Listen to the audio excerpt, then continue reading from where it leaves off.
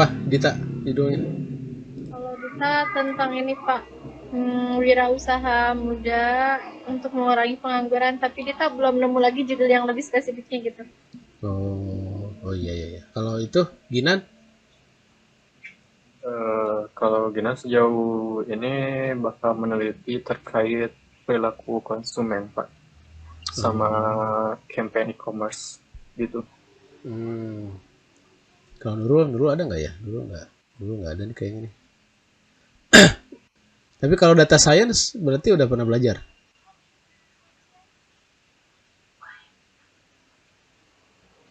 Belum pernah. Data science gimana Pak? Oh belum pernah berarti ya. Ada mata kuliah data science nggak?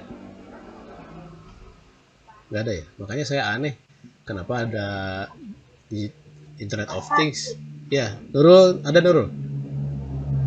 Sinyalnya lagi kurang bagus ya Nurul. Ya? Ada Pak, ada. Siap. Dari tadi nyimak. Oke. Nurul udah dapat judul? Baru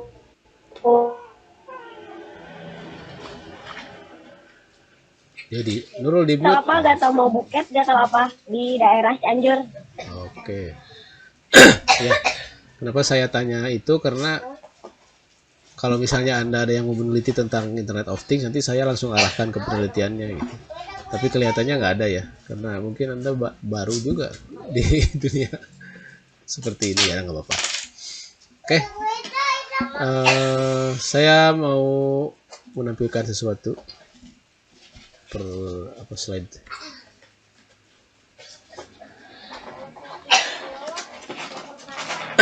Oh ya lupa, tadi saya agak telat masuk ke kelas ini karena kelas yang tadi kelas AGT sampai jam 2 lebih ya. Dan ada yang beberapa udah masuk kalau nggak salah. Siapa tadi yang udah masuk?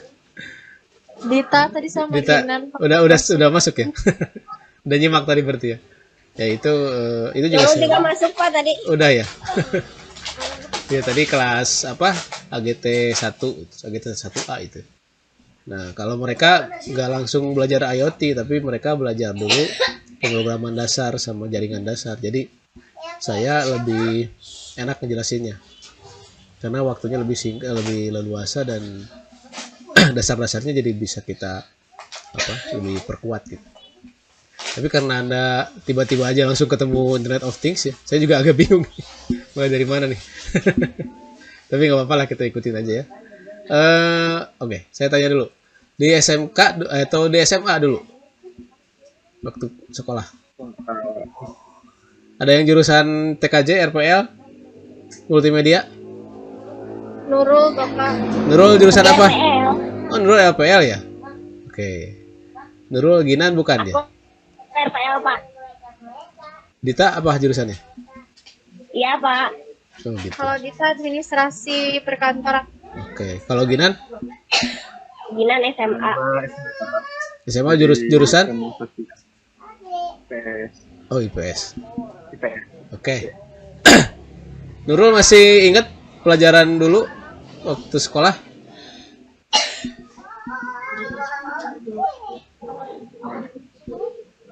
Mana? Kalau coding yang mendalamnya udah gak inget. Cuman kalau yang dasar-dasarnya yang di Sublime Text, yang di Notepad, yang gitu paling. Di Notepad ngerjain apa? Laravel yang gitu ya Pak, udah pada lupa. Oh, pernah belajar Laravel ya? Yang gitu lupa. Oke, Laravel JavaScript pernah belajar. Pernah bikin aplikasi apa, Nurul?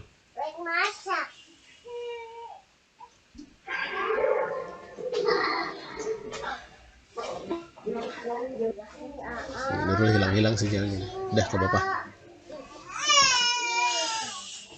Oke, saya akan menampilkan sebuah slide. Ini slide. Kita akan belajar Internet of Things, tapi sebetulnya sejujurnya kita tidak belajar Internet of Things secara utuh. Kenapa saya bilang tidak secara utuh? Karena kita hanya akan belajar Internet of Things yang diimplementasikan pada pertanian gitu. Jadi Internet of Things itu tidak sama dengan pertanian ya, tidak sama dengan digital farming.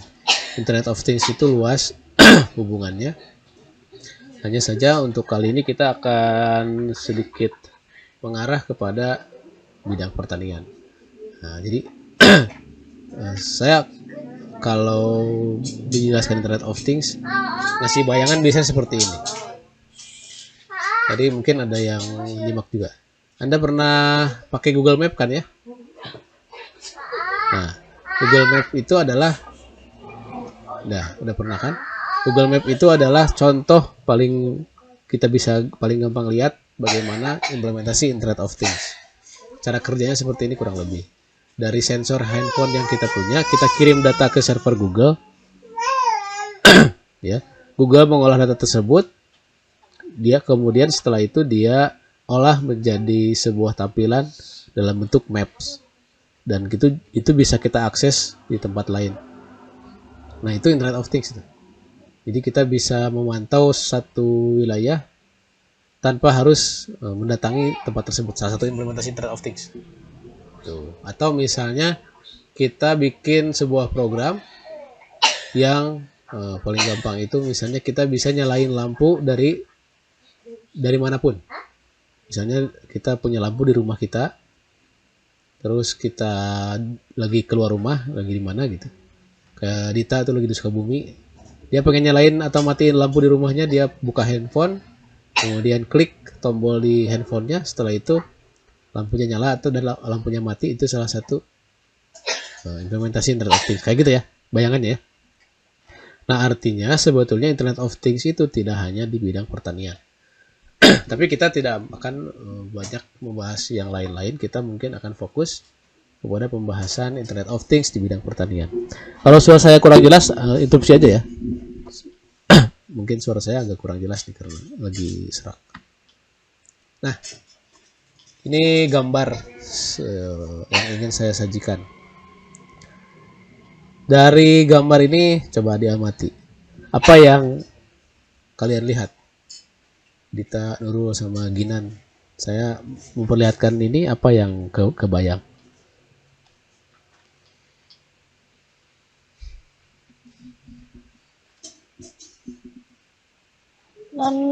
Nanamnya pakai alat, bukan Papa, penyiraman pakai alat. Nanam pakai alat, penyiraman pakai alat. Oke, nggak apa-apa segitu. Terus apa lagi? Mungkin teknologi untuk pertanian. Oke, teknologinya kayak gimana? Kayak drone. Drone Pasteur kan punya apa itu? Oh, Yang untuk drone. khusus penyiraman. Untuk penyiram ya? Ya. Itu drone masuk Internet of Things nggak? Masuk. Oke. Masuk sih Pak, soalnya kan diaturnya dari handphone juga. Oke. Digerakinnya. Coba Ginan. Gimana Ginan? Pendapatnya lihat gambar ini? Baik Pak, untuk gambar yang ditampilkan menurut Ginan itu menampilkan apa ya, kayak chart gitu gak sih, kayak hubungan dari itu agro expert pakar dari agro gitu, kemudian memanfaatkan sensor dari platform yang mengumpulkan ke data center dan membantu para petani biasa, farmer yang ujungnya pakai Android. Oke. Sip. Ya. Ini sebetulnya gambar iklan ya sebenarnya. Ini gambar sponsor ini. Jadi ini sponsor sebuah perusahaan yang bikin program namanya M-Krisi. Ini tapi kita abaikan aja ya. Ini contoh aja. Ini dia nggak bukan sponsor Pasteur, bukan. Ini contoh aja.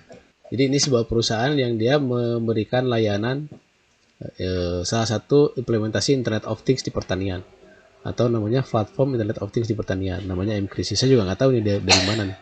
Cuman saya tertarik karena gambarnya. Nah, saya ingin menjelaskan tentang secara singkat bagaimana cara bekerja Internet of Things. Pertama kita akan mulai dari sensor nih.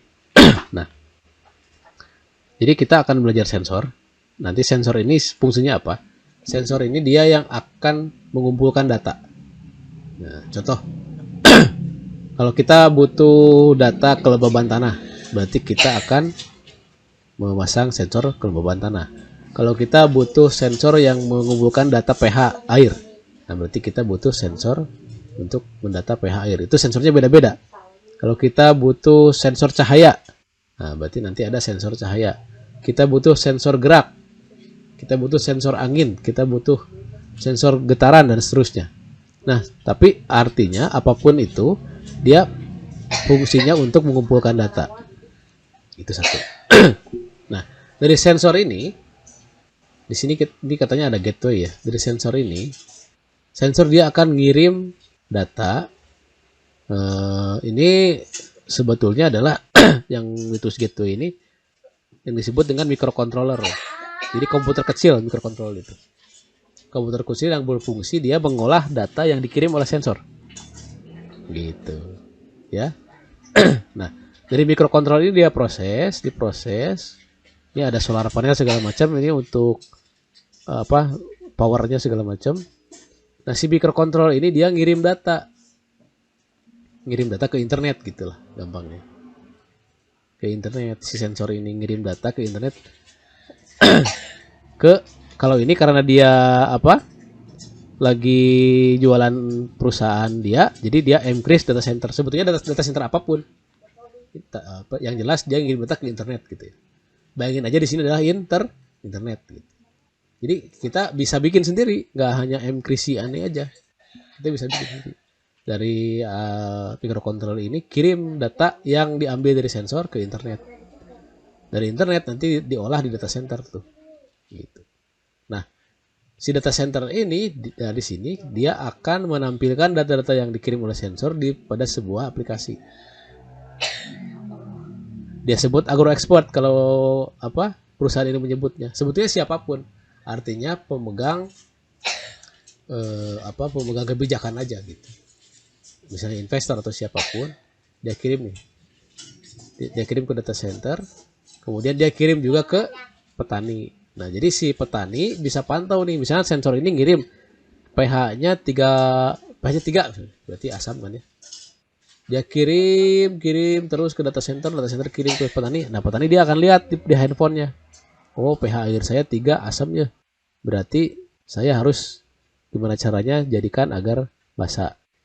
Dia sudah tahu informasinya, lalu dia lakukan sesuatu. Nah, kayak gitu kan. Nah, gitu. Dia juga bisa ngirim.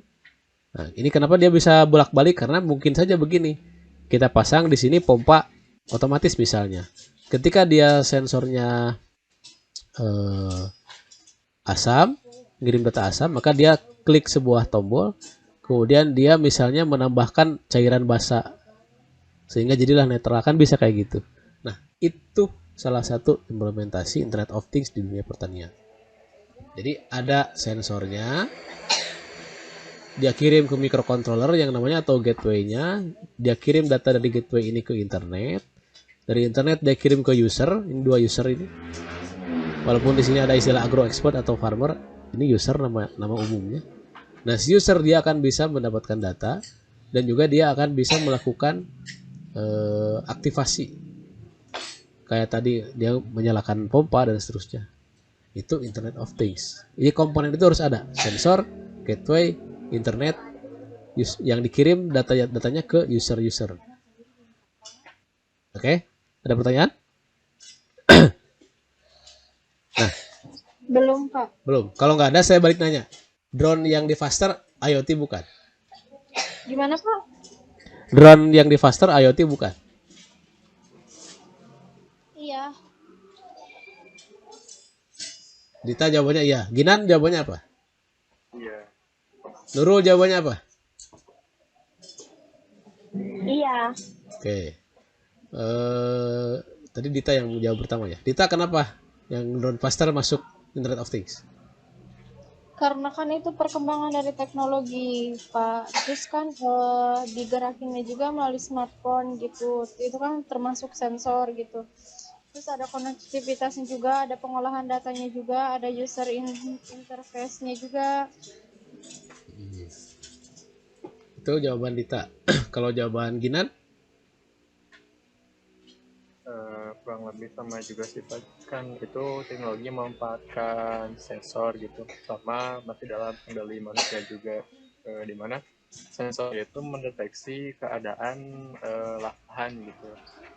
Jadi nantinya dengan ini akan membantu penggunanya gitu. Karena ada sensornya, jadi masuk Internet of Things. Oke, kalau Nurul jawabannya apa? Hampir mirip juga Pak, karena itu ada konektivitas juga kan dari smartphone ke lahan gitu. Terus termasuk ke teknologi perkembangan zaman juga gitu, menggunakan sensor kayak tadi yang contohnya kata Bapak yang matiin lampu tapi kitanya tuh lagi di luar kota gini. Oke. Oke. Saya tadi bilang bahwa Internet of Things itu minimal ada 3 komponen ya. Yang pertama ada sensor, yang kedua ada gateway atau microcontroller. Microcontroller yang menjadi gateway, kemudian ada internet. Nah, 3 komponen ini dikirim informasinya kepada user gitu ya. Nah, pertanyaan saya bertanya lagi, kalau drone itu kira-kira apa data yang diambil dari drone faster ya, khusus drone faster? Apa data yang diambil dari drone faster?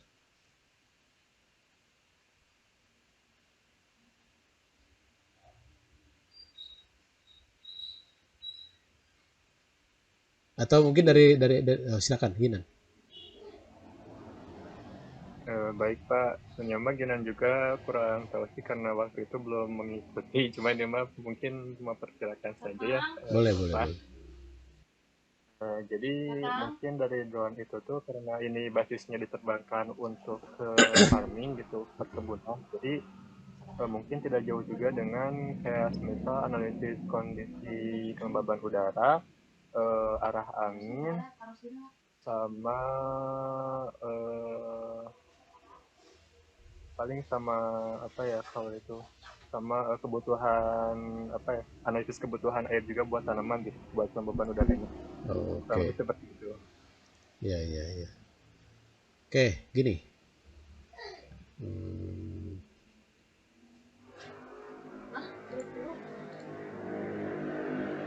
saya mana ya? Saya balik dulu ke sini. Selain saya hilang ya? Iya Pak, hilang tampilannya. Ya nggak apa-apa. Nggak apa-apa sengaja. Saya mau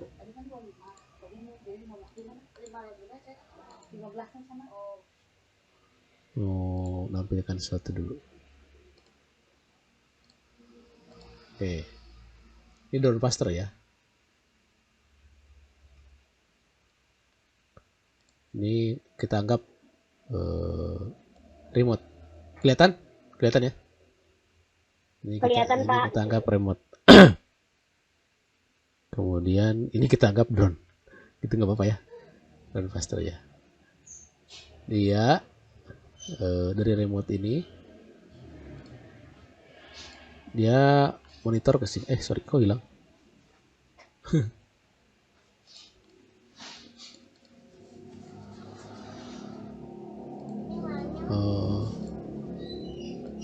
Nah, gitu. Dari remote ini dia kirim data ke sini kan, ke drone ya. Ini remote nih yang dipegang nih. Kemudian dia si drone ini dia akan nyiram air tuh saya. Nyiram air atau dia bisa gerak-gerak ke kiri, kanan, atas, bawah. Drone faster cuman gitu aja. Bedanya dengan drone lain, dia bisa nyiram air satu, yang kedua bentuknya gede. Dia fungsinya cuma gitu aja. Ini remote, susah, remote, gitu aja lah, remote. Saya nggak bawa itu. Kemudian apa? Ini remote.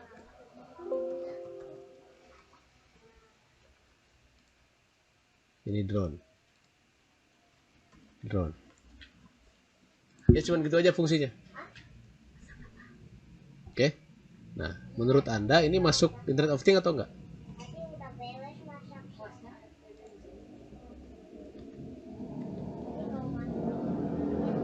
Masuk gak?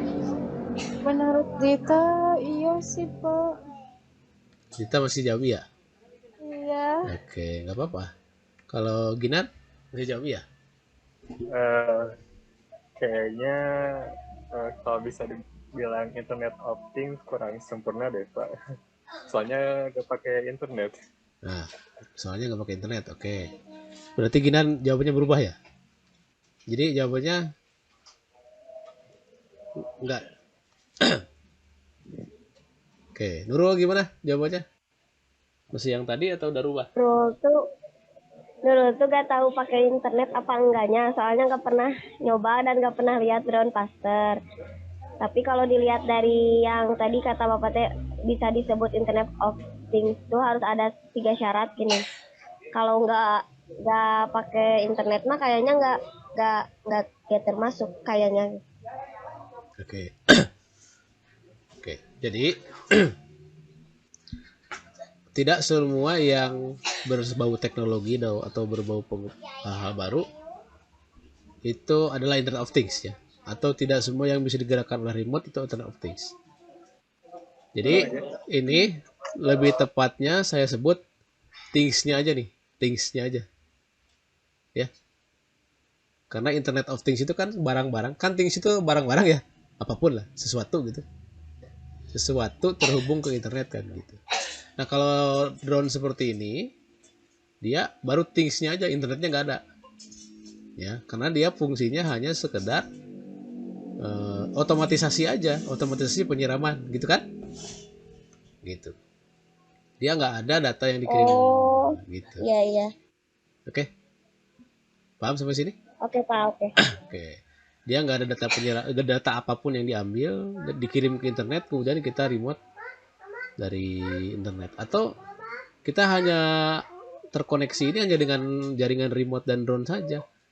Sedangkan konektivitas remote dan drone ini bukan menggunakan internet, dia hanya menggunakan sensor apa sih? Mungkin pakai gelombang infrared atau apa ya, saya kurang paham. Yang jelas dia bukan pakai internet. Konektivitas remote dengan drone itu ya. Kita nggak bisa menjalankan ini khusus drone cluster ya, bukan drone semuanya. Kita nggak, yang tadi saya sebutkan dia fungsinya cuma buat menyiram aja. Kita nggak bisa mengontrol drone faster ketika kita ada di Surabaya dan drone-nya ada di faster, nggak bisa kan? Karena nggak ada koneksi internet. Nah, sehingga kalau hanya seperti itu dia nggak masuk Internet of Things, dia baru things-nya aja. Bisa jadi Internet of Things, bisa ketika nanti si drone tadi, kalau tadi Ginan bilang mungkin ada data udara segala macam yang dikoneksikan ke internet, nah itu bisa jadi Internet of Things kalau infrastrukturnya dilengkapi, fungsi-fungsinya dilengkapi kayak gitu. Ada pertanyaan?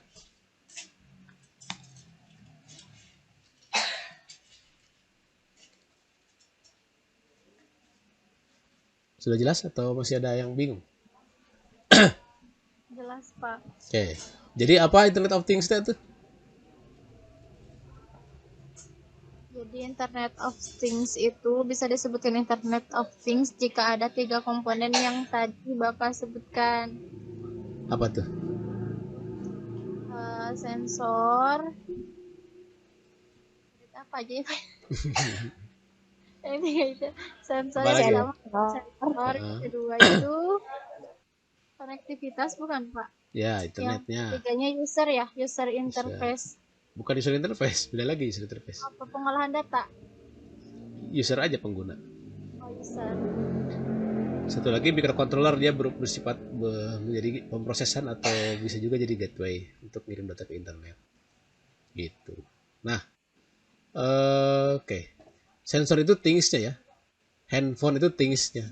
Nah, things itu dihubungkan dengan internet, dan data-data yang dikirim oleh sensor-sensor itu bisa dilihat atau diproses oleh user dengan cara dari data center tadi dioperasikan dengan menggunakan aplikasi. Itu pembahasan lain aplikasinya. Nyambung juga ke data science sih sebenarnya. Gitu. Ada pertanyaan dulu?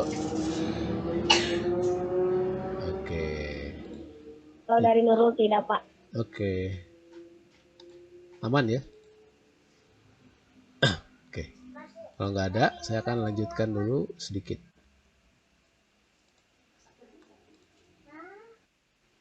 Mana?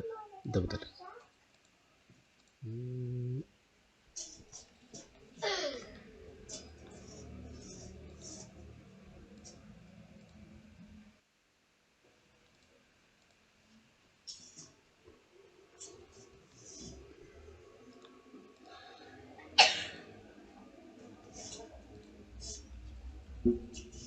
Nah, ini yang akan kita pelajari setelah tadi saya jelaskan. IoT infrastruktur Internet of Things tadi sudah dibahas sedikit. Yang tadi saya sebutkan komponen-komponennya apa aja. Itu infrastrukturnya secara singkat tentu saja, tidak secara teknik ya dipelajari, karena kalau dipelajari secara teknik itu Anda harus cari tahu cara-caranya, gimana koneksi ke internetnya, gimana cara bikin aplikasi platform IoT-nya, kemudian gimana cara operasional sensornya, segala macamnya itu kita harus pelajari sebetulnya. Tapi kita nggak mendalam sampai ke sana. Kita hanya bicara luarannya saja. Itu Internet of Things, infrastruktur. Kemudian tadi ada yang disebut dengan microcontroller. Tadi kalau tadi dibilang sebagai fungsinya gateway, sebenarnya bukan hanya gateway saja. Gateway itu kan gerbang ya. Kalau Anda masuk tol kan ada gateway itu, gerbang. Nah, dia memang menjadi gerbang untuk pengiriman data dari sensor ke internet. Sensor nggak bisa langsung ngirim ke internet, dia harus melalui microcontroller. Nah, di microcontroller nanti diolah datanya. Walaupun si microcontroller ini sebetulnya bukan cuma mempunyai fungsi mengirim data ke internet, dia fungsinya banyak. Microcontroller itu secara singkat saya bisa sebut adalah prosesor kecil. Tahu prosesor nggak di komputer? Di komputer. Jarang ngulik-ngulik sih Bapak. Oh iya ya. Prosesor itu yang kecil bukan Pak? Iya, kecil bentuknya. Tapi fungsinya dia untuk processing kan. Nah, kalau di komputer ada prosesor. Nah, yang lebih kecilnya itu bagian kecil, yang lebih kecil lagi skupnya adalah microcontroller kayak gitu. Nah, jadi microcontroller dia sifatnya nanti fungsinya untuk mengirim data ke internet, walaupun dia tidak hanya mempunyai fungsi itu. Dia bisa melakukan berbagai macam hal sebetulnya. Nah, kemudian ada sensor. Nah, tadi sensor saya sebut ada sensor, misalnya contohnya sensor pH segala macam. Nah, kemudian ada Arduino IDE. Arduino IDE apa sih? IDE itu Integrated Development Environment. Jadi kita akan pakai Arduino sebagai microcontroller dan software yang akan melakukan programming atau bukan melakukan, dan kita bisa menuliskan kode-kode perintah software program kita di microcontroller dengan menggunakan Arduino IDE kayak gitu. Jadi kita akan belajar ini aja nanti. IoT infrastruktur, microcontroller, sensor, dan Arduino IDE. Gitu. Masih bingung nggak apa-apa? Yang penting kenalan dulu aja lah. Ini ada istilah IoT, microcontroller, sensor, segala macam. Ini dia. IoT infrastruktur ini. Dia ada IoT device, ada communication, ada cloud, internetnya, dan ada aplikasi. Jadi yang saya bilang tadi ya, IoT device itu apa sih? Nah, ini dia. Things-nya itu. Jadi si drone itu dia baru masuk di tataran ini nih, di things-nya IoT device itu. Nah, dia ada sensor macam-macam sensor. Ini contoh nanti kita bahas di uraian tentang sensor. Jadi ada perangkat-perangkat IoT disebutnya. Ya seperti tadi ada sensor, microcontroller segala macam. Ini contoh-contoh beberapa. Ini saya lihat ada sensor suhu, ada sensor jarak, ini ultrasonik, ini ada sensor suara kayaknya, sensor gas nih kayaknya. Ini ada sensor gerak. Misalnya kita bikin tempat sampah terbuka otomatis gitu. Dia kan cek nih, oh ada orang, dia akan buka. Kalau nggak ada dia akan tutup. Kayak di lift. Kan lift buka sendiri kan? Tutup sendiri gitu. Atau waktu kita ke mall, pas masuk dia akan buka sendiri. Itu juga sensor. Itu bisa jadi IoT device. Tapi dia hanya di infrastruktur IoT device-nya dulu. Bukan disebut IoT. Belum disebut IoT. Nah, makanya tadi drone juga dia termasuk IoT device ya. Tapi belum termasuk IoT kalau belum memenuhi infrastruktur IoT semua ini. Gitu. Nah ini ya. Sampai sini ada pertanyaan tentang IoT device?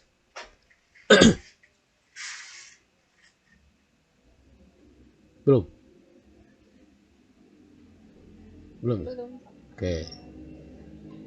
Ini IT device. Terus selanjutnya ini bagian communication-nya atau koneksinya nih.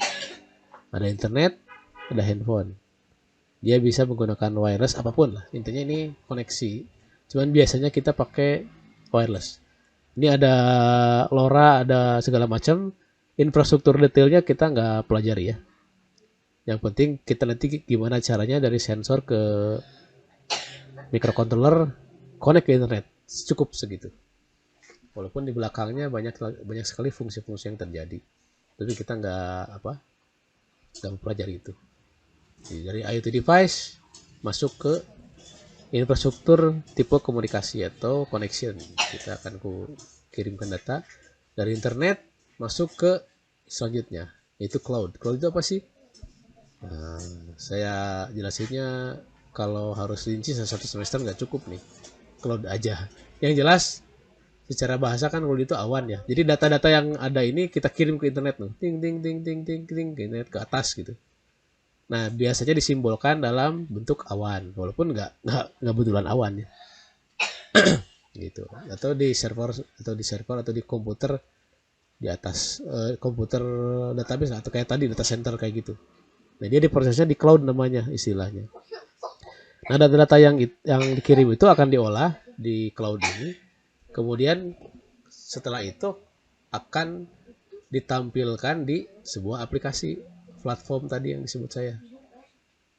Nah, nanti kita akan belajar, kita akan pakai platform.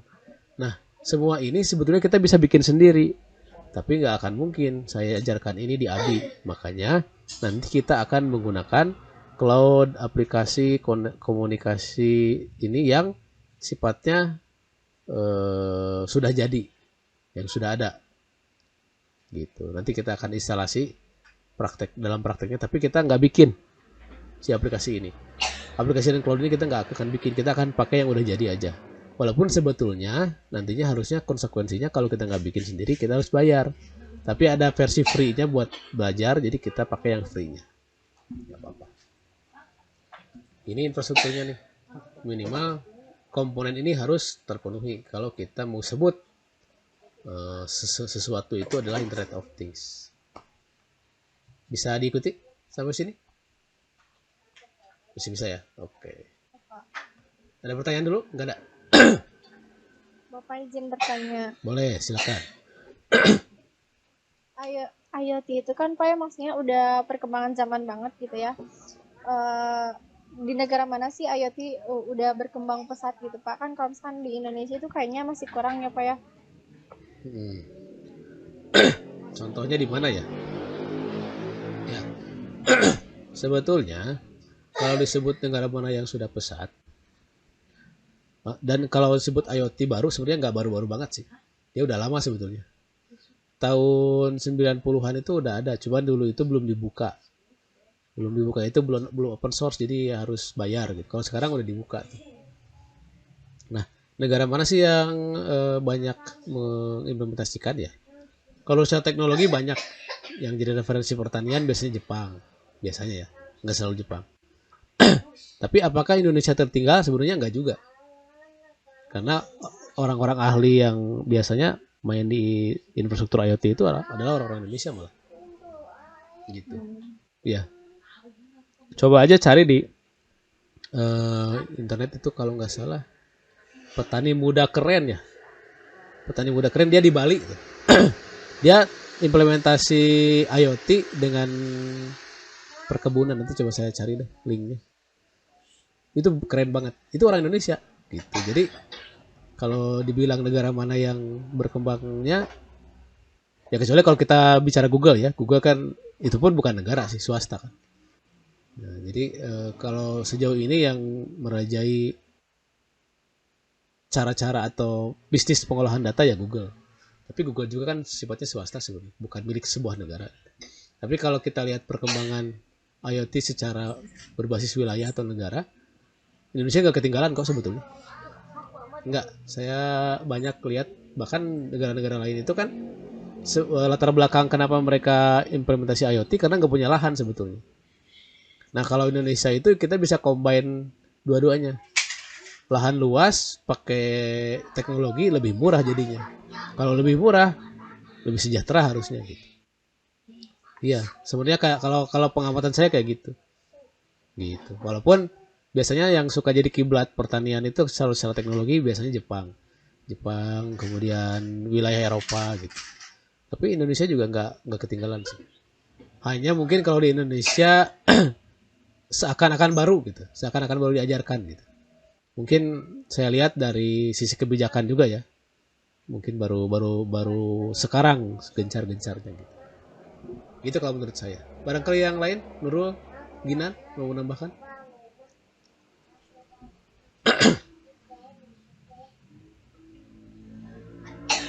Cukup, nggak ada. Oke. Nah, jadi saya harap di antara bertiga ini ada yang cukup tertarik gitu karena nggak terlalu susah sih. Bisa kita pelajari otodidak sebetulnya. Dan juga nggak harus basic teknik ya. Nggak, ini kita pelajari sendiri bisa. Nggak harus teknik. Apalagi yang kayak Nurul kan dari RPL.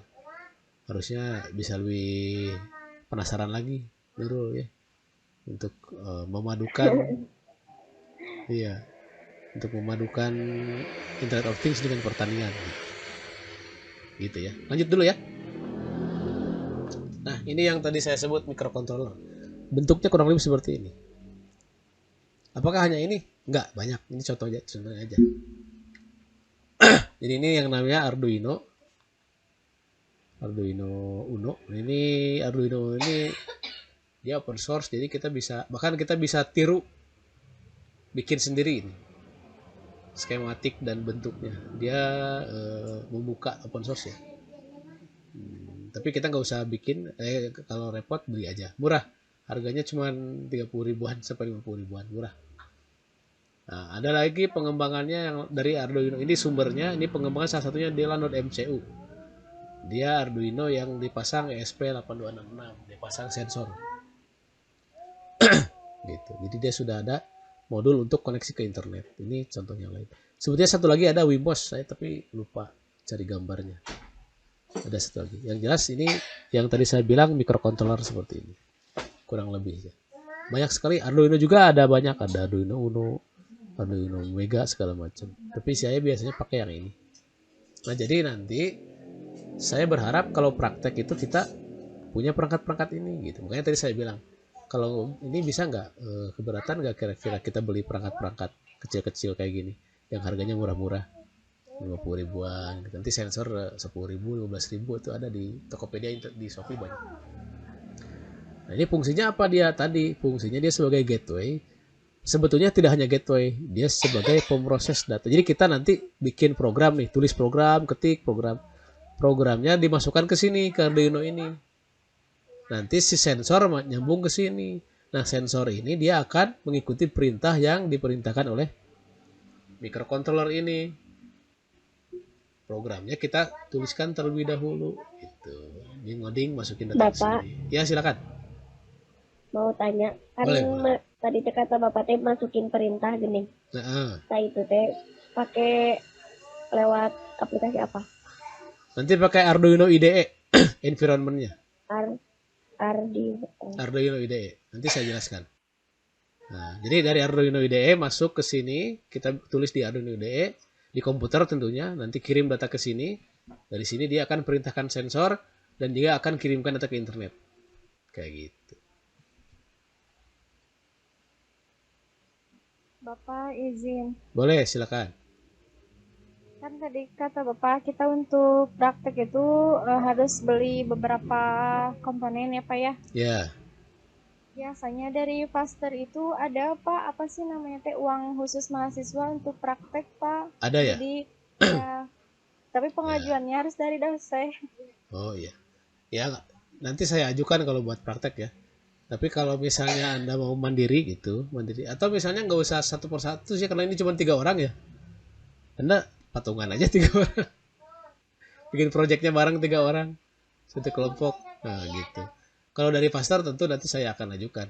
Tapi kan akan berbeda ya. Kalau menurut saya akan berbeda kalau kita bikin punya sendiri gitu. Karena mungkin nggak bisa dibawa ke rumah ya. Tapi terserah sih. Kalau menurut Anda. Bukan Bapak maksud dari Dita itu uangnya gitu Pak emang ada disediain buat praktik. Oh iya. Tapi biasanya barangnya Jadi emang buat kita barangnya dikasih ke buat kita siswa, ke mahasiswa. enggak buat kita kalau nggak ada praktik pun dikasihin Oh, barangnya dikasihin ya? Oh. Uangnya Bapak, Oh, uangnya. uangnya. uang. Oh. Ya. Ya udah nanti kalau misalnya memang ada, kita beli aja dari situ ya. Gitu. Boleh, boleh. Gampang lah itu mah. Itu teknis ya, nanti gimana pun caranya. Yang jelas kita butuh beberapa perangkat. Kalau saya udah ada sih buat pegangan saya. Saya punya. Ya, cuman kalau misalnya kalian mau coba, nah itu berarti harus dibawa ke rumah tuh. Bisa. Bagaimanapun caranya. Ada lagi? Dita? Nurul? Ginan? Ini microcontrol. Lanjut dulu ya. Nah, ini sensor nih. Tadi microcontrol udah, sekarang sensor. Nah, ini beberapa contoh sensor. Apakah hanya ini? Tidak, banyak sekali. Ada sensor ultrasonik nih tadi nih. Ada sensor gerak nih, PIR, human body sensor. Jadi kalau ada pergerakan ada. Ada sensor telit, ada fotosensitif, ada asap, infrared, getaran, suara, PET, dan seterusnya. Jadi banyak sekali ada sensor-sensor yang digunakan ya. Apakah kita harus beli semua? Enggak. Kita nanti sesuaikan project yang akan kita pakai. Misalnya kita cuman pengen bikin project deteksi kelembaban tanah, ya berarti cuman sensor kelembaban tanah. Atau ini nih, kita cuman mau bikin project deteksi suhu secara otomatis, monitor suhu secara otomatis, jadi kita cuman beli ini. Jadi beli ini satu, beli microcontroller satu, udah gitu. Itu paling cuman 50.000 lah, atau 60.000. Karena kita di tataran prototype ya, bukan produksi massal. Kalau produksi massal nanti beda lagi urusannya. Atau kita mau sensor tanah aja, ya beli ini sensor tanah, dah gitu. Gitu, ini salah satu sensor. Nah, data-data ini nanti yang dikirim ke microcontroller yang tadi saya bilang itu. Gitu. Ada pertanyaan sampai sini?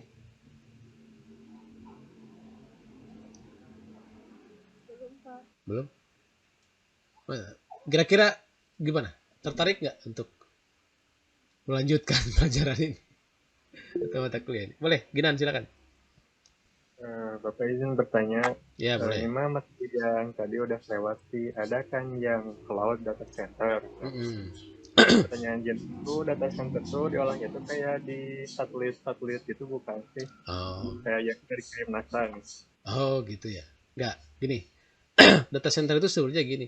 Ginan punya komputer ya di rumah ya? Ginan ya? Punya kan? Nah, di komputer Ginan ada data-data kan? Nah, sebenarnya kurang lebih data center itu komputer kayak gitu. Ya, dia di dalamnya ada data-data. Tapi bedanya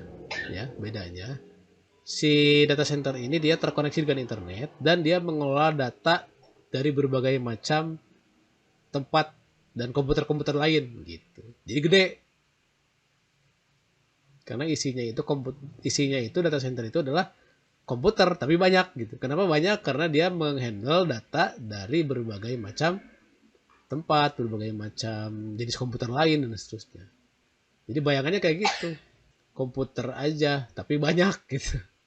Nah, tapi karena banyak, gimana? Oke. Terus kita juga pernah dengar istilah tentang computing cloud itu gimana Pak? Cloud computing ya. Nah, cloud computing itu, jadi gini, ada perusahaan, kan kalau misalnya kita mau bikin data center sendiri nih, kayak tadi saya bilang, komputer kita konekkan ke internet biar bisa terakses oleh seluruh dunia. Kalau kita mau bikin seperti itu, mahal. Kita harus beli komputer banyak. Kalau komputer banyak itu, permasalahan lebih banyak lagi. Kita perlu pendingin ruangan yang lebih dingin. Karena kan kalau satu kan panas tuh. Bayangin aja kalau ada 1 juta komputer, gimana cara mendinginkannya. Nah, atau kalau komputer kita sering bisa mati. Kalau data center nggak boleh, karena kan diakses oleh setiap orang. Berarti listriknya juga harus ditambah tuh.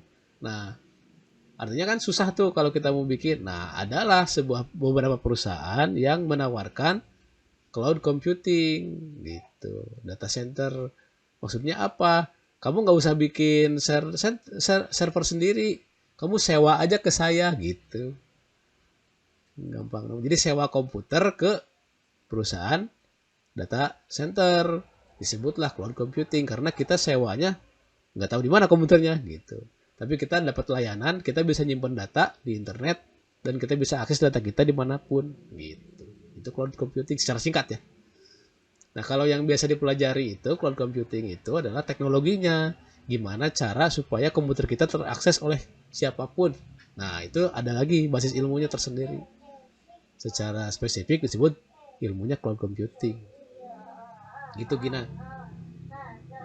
Baik, terima kasih Bapak. Sama-sama. Itu singkat ya. Gitu. Kalau harus terperinci dan belajar itu bisa, tapi saya nggak bisa jelasin satu pertemuan. Gina harus belajar jaringan dasar, harus belajar administratif server, harus belajar database dan seterusnya banyak. Tapi secara singkat kayak gitu cara menjelaskannya. Ada pertanyaan lagi? Coba aja di Dita, silakan.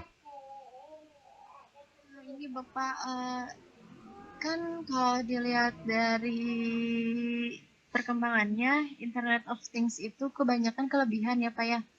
Ada gak sih kekurangan dari Internet of Things? Oke. Siapa yang mau jawab? Dita tadi nanya kan? Siapa yang mau jawab pertanyaan Dita?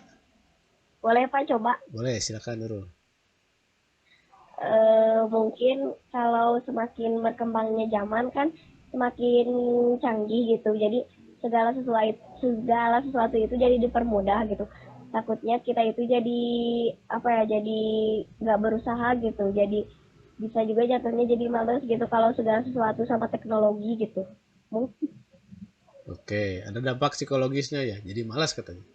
Karena serba otomatis. Oke, dari Ginan gimana?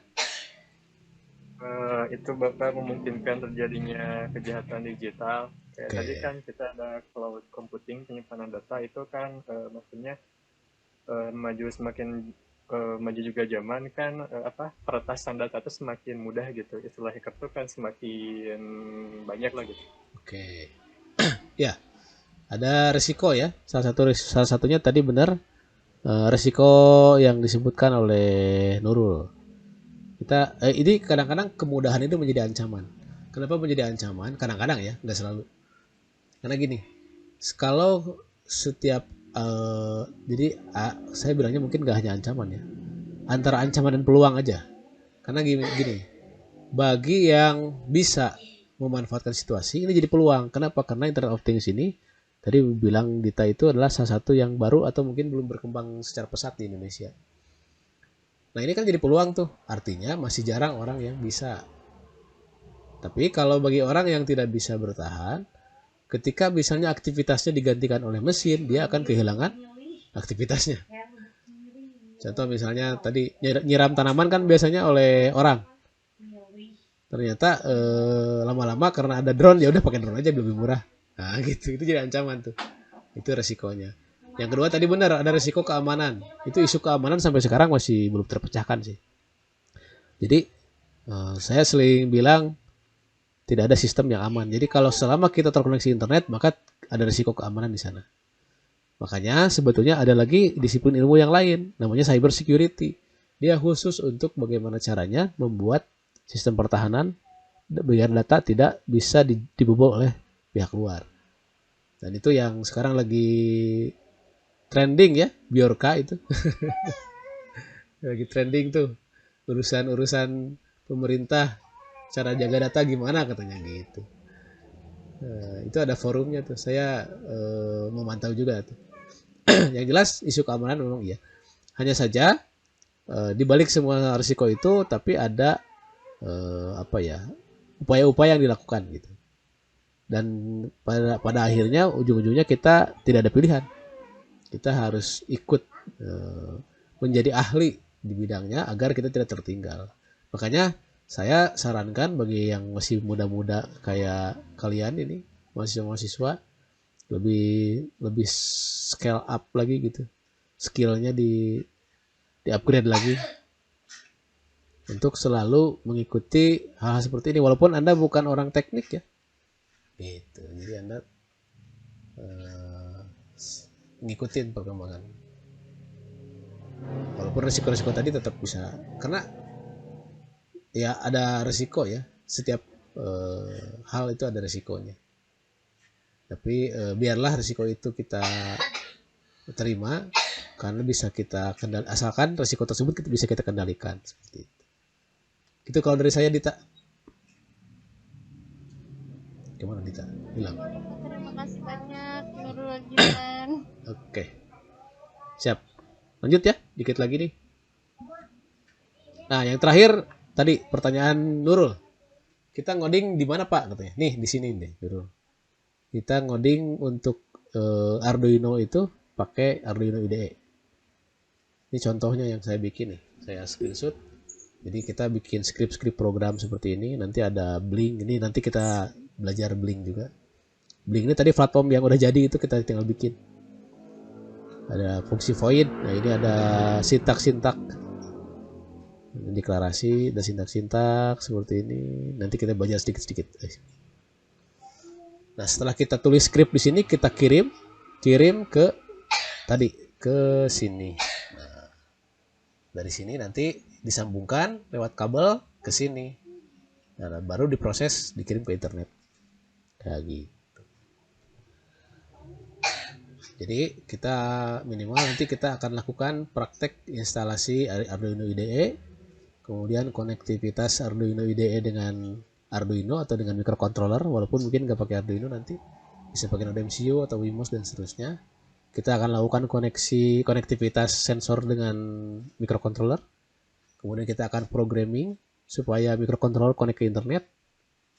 Kemudian kita akan programming bagaimana caranya microcontroller connect dengan platform IoT yang tadi, yang ini, aplikasi ini. Gitu. Sementara dari saya. Silakan kalau mau didiskusikan lagi. Kira-kira mau ngobrol masalah apa? Itu pengenalan aja ya. Gak apa-apa, kalau masih bingung gak apa-apa. Kita masih lanjut. Gimana? Tertarik gak kira-kira? Tertarik, Pak. Nurul, silakan Nurul. Terbaik Pak.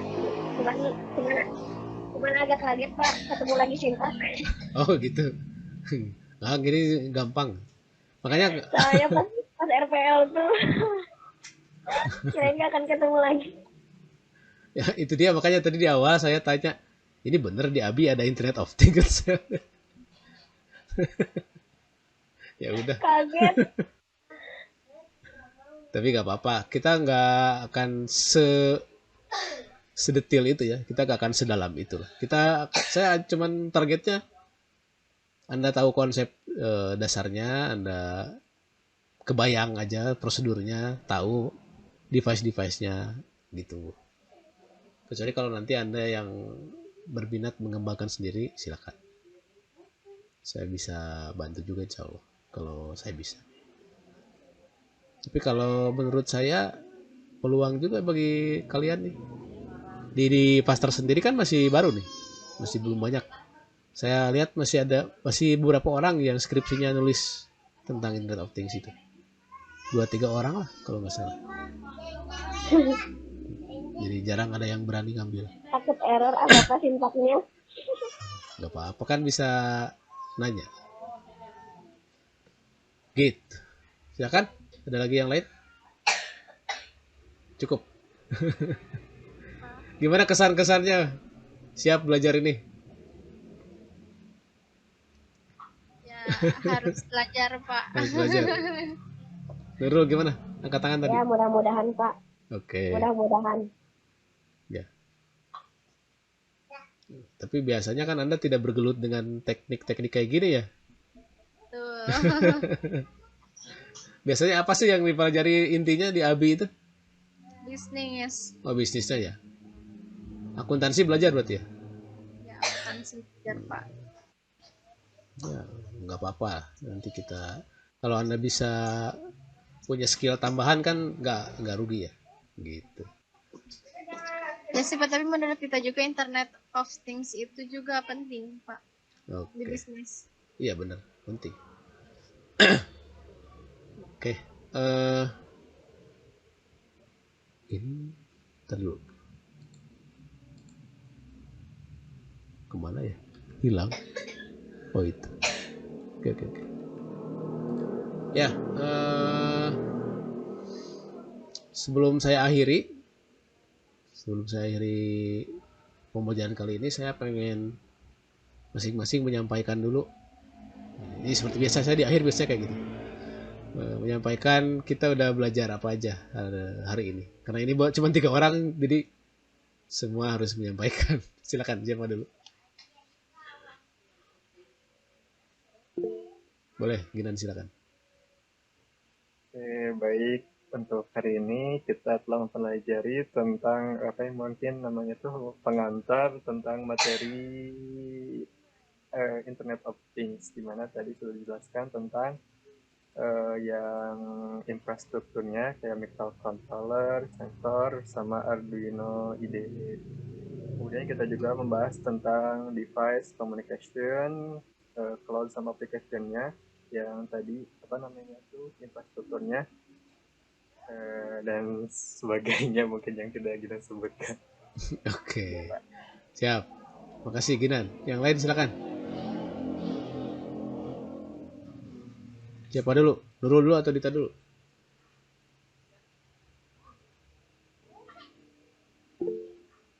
Nah, boleh Dita silakan. Boleh deh Pak. Aduh, Hari. Siapa dulu Kak? boleh sok. Siapa dulu Pak? Ya boleh, Dita dulu kah? Boleh. Udah tanggung open mic. Baik Pak, jadi kan tadi kita itu udah belajar tentang Internet of Things sebagai kemajuan dari zaman juga kan itu Internet of Things itu sangat penting ya Pak ya. Dari mulai kita pokoknya membantu dalam segala aktivitas mungkin ya.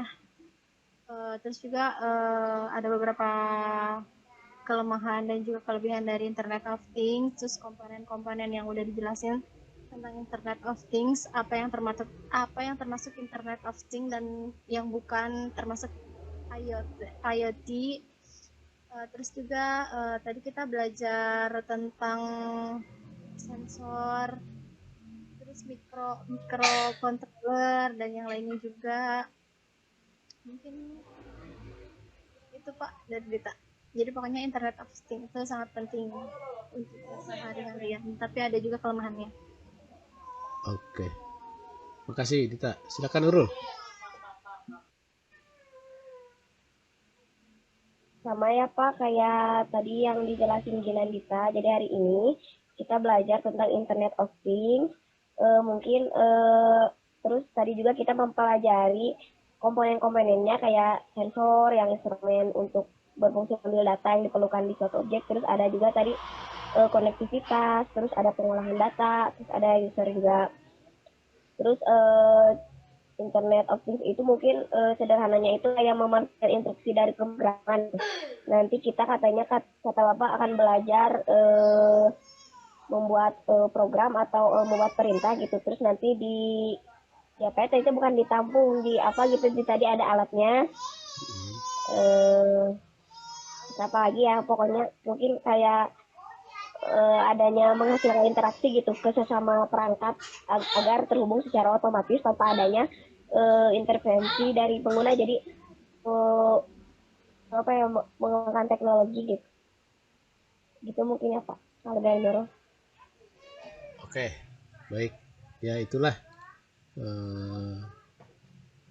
materi pendahuluan ya, atau materi pengantar ini secara konsep kayak gitu. Nanti kita diharapkan tidak hanya bicara teori, tapi kita akan lakukan beberapa percobaan dan diharapkan semuanya bisa mengikuti dengan baik.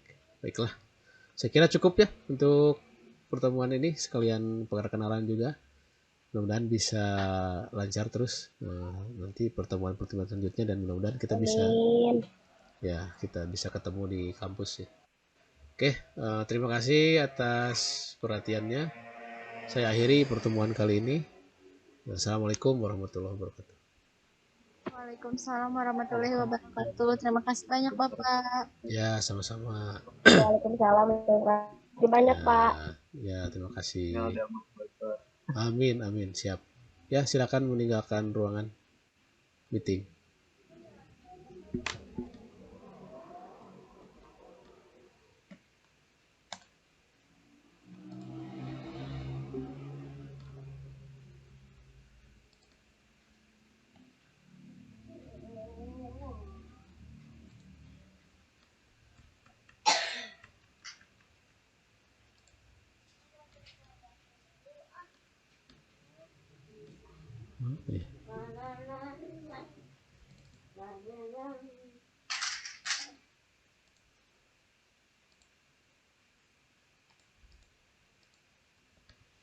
Fantasia di mana?